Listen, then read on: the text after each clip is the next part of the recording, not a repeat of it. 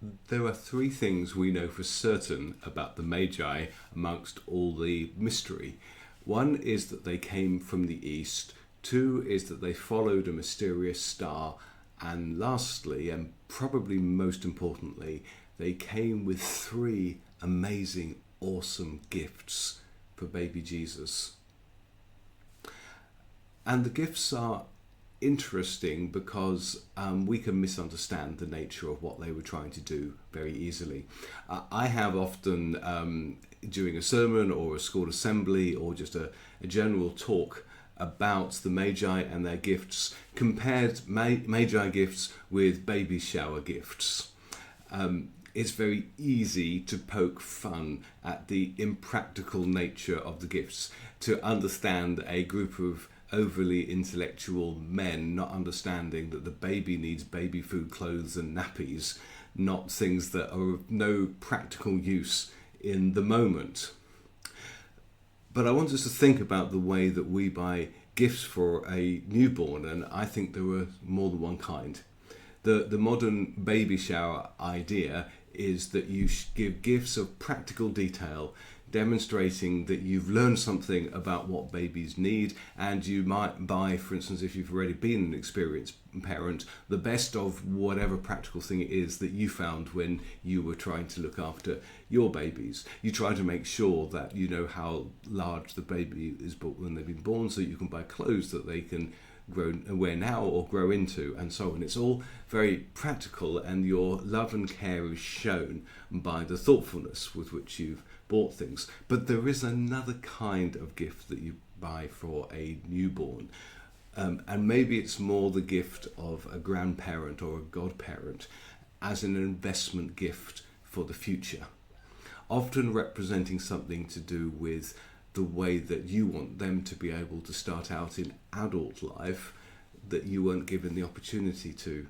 So a grandparent buying their grandchildren a children's bond, which will be an investment that they can have when they're 18 years old, is a way of saying, I started my adult life with nothing, and I want you to start it with something that is of use, even if it's just some money in a savings account for which you can buy books, or you can go to university, or you can start a small business.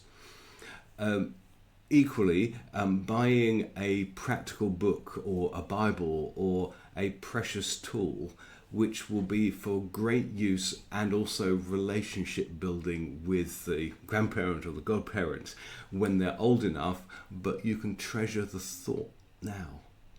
That is more the kind of gift that the gold, the frankincense and myrrh were. It wasn't a foolish attempt at buying the wrong kind of gift for a baby. It was buying things of long-term great value to show respect and honour and heartfelt adoration for whoever they found at the end of the journey with the star.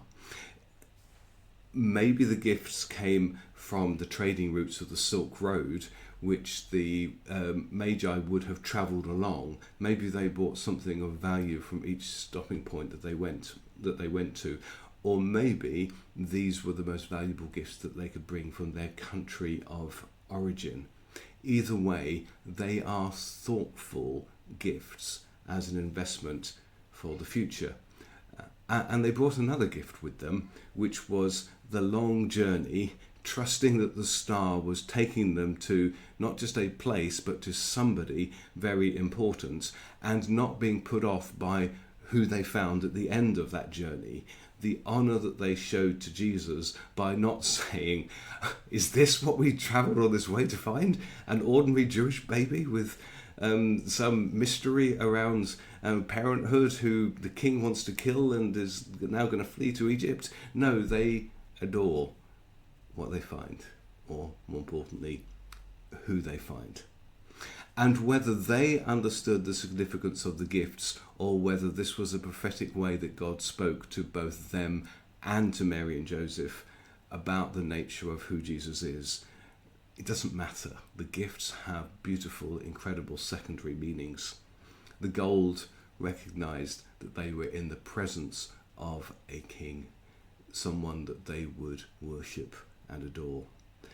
The frankincense showed some understanding of praising the one true God in a society in a time when most people worshipped a variety of gods who were not necessarily good and did not have their best interests at heart. They seemed to understand something of the nature of the one true, loving, all-powerful God, because frankincense was used in the temple as a sweet-smelling offering of praise to God. And then most mysteriously, the myrrh, which was an expensive ointment, but it was used for the bandaging up of dead bodies.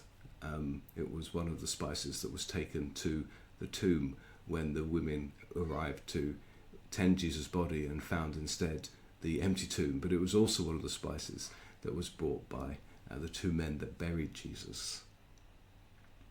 And so alongside the revelations about who Jesus is that the shepherds bring, we have the idea that Jesus is the King of the universe, worthy of our praise, and the one who died for our sins. All of it is there in the people who visited Jesus, his identity, who he is, and what he was going to grow up to do for each and every one of us. That is the beautiful and amazing way that the Christmas story is connected to the Easter story, and Jesus is always at the centre and heart of it.